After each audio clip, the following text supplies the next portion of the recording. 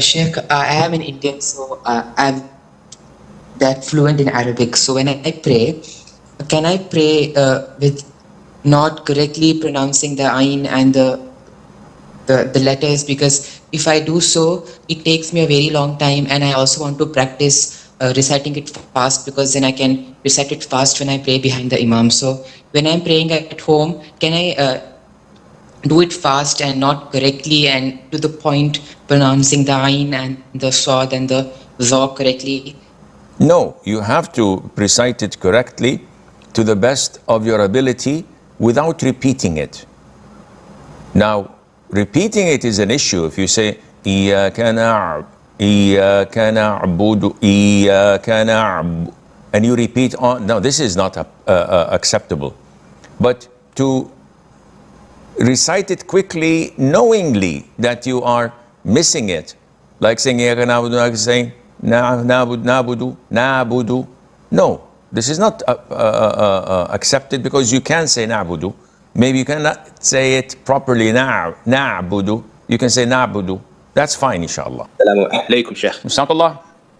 Sheikh, so I wanted to ask you, if I can't get access to a person and to pay a debt in general, and I go through a proxy, so that person's mother or a mutual friend, or post even where I believe that they last live, post the money. I wanted to know if that's sufficient, because sometimes the proxy may not actually even give the money. And if I can't get through to them at all in any way, or in the past I've given charity where I've owed debts to people, if you can't get through to someone, can you give voluntary charity to a masjid, or does it have to be to a poor and needy person? Because I've given charity to a masjid before to cleanse my wealth, but not to poor and needy. First of all, you have to give what you owe to people to them directly. And if you came to know that it didn't reach, so you wired them the money, it didn't reach, you posted it through postal services, you gave it to someone you trusted, and that person took the money, and you came to know later on that he did not receive the money, you're still indebted to him, and you have to give him the money. If you have no access to him at all, and you're unable to deliver that amount of money you owe him,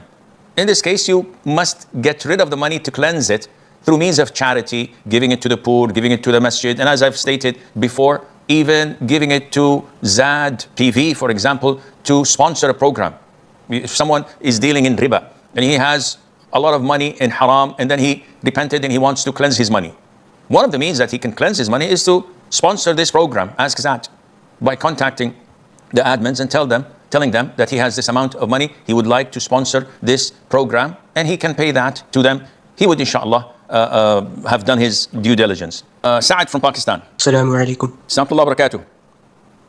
Sheikh, so recently we've heard news that a government has disconnected its country from the internet. So is this something that is allowed to do in Islam? And about this particular government, is this an Islamic government? So, do you mean to tell me, does it, or is it mentioned in the Quran or in the Sunnah that it is, oh, you believe, be careful, don't disconnect the internet from the people and don't block their social media? Duh. There's nothing in the Quran and the Sunnah that speaks about cutting off internet. Governments, whether Islamic or un-Islamic, have to run their countries. And if there is riots, and if there are wackos who want to disturb the peace, everybody nowadays are so happy, oh, we are riding the wave, we're surfing, and we are Gen Z. So let's burn shops and destroy places and security agents and the police and clash with them. Let the whole country burn down to the ground. And they think that this is fine. Of course it's not fine. Whether in a Muslim country or a non-Muslim country, this is haram. Things are not run through chaos and hooligans like this run the country.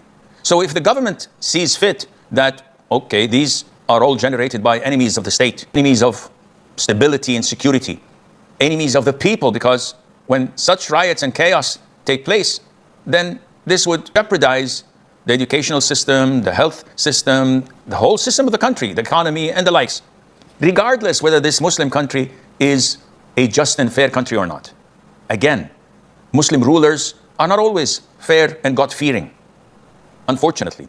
But this does not justify people to rebel and to go against the Muslim rulers and cause such chaos and destruction that would only burn the country to the ground, as we've seen happening in Iraq, in Syria, in Libya, in Tunisia, in all those so-called the Arab Spring.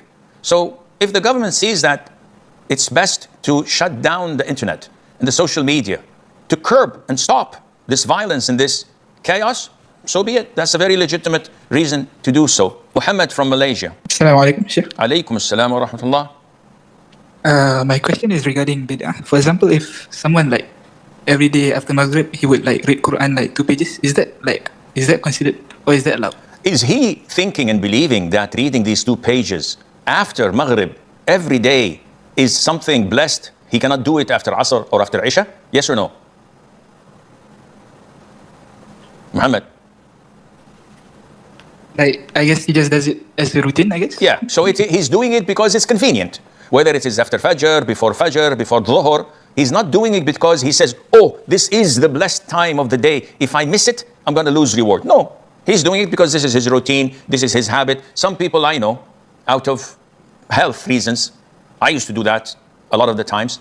After every Sunnah prayer, they do 20 push-ups, 30 push-ups, just to keep the body healthy. Nothing to do with Islam. Would I say, this is a bid'ah? No, it's not. There's nothing wrong in that, inshallah.